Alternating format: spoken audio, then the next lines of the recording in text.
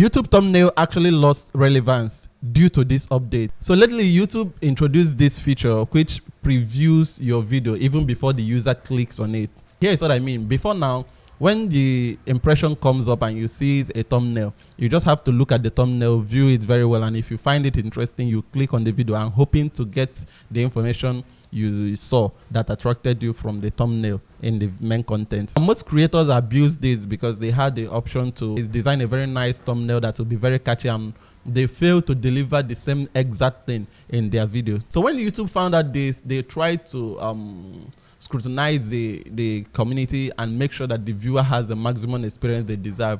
That's why they introduced the preview feature. Before the viewer gets hooked in the thumbnail trying to observe it, the video starts previewing immediately. And this is why you should stop using intros in your YouTube videos, because here is why. Imagine when your video starts previewing and then your intro comes up, maybe you have a 3 to 5 seconds intro, then the time that the viewer should be observing your video and seeing if actually it's interested in the video or not, he's busy seeing your thumbnail, which will make the person to just scroll away and go to the next video.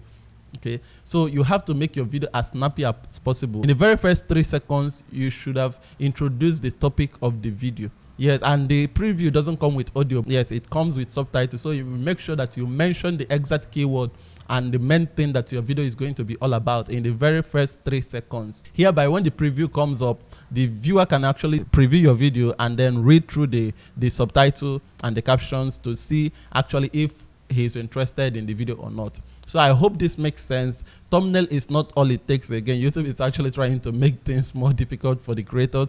So when you're making the thumbnail, when you're talking about thumbnail, also consider your very first 5 seconds of the video, because it now matters as much as the thumbnail. I hope this video helped you. If it did, give it a thumbs up and let me know what your thoughts about this feature is in the comments box, and I will definitely see you some other time. Bye.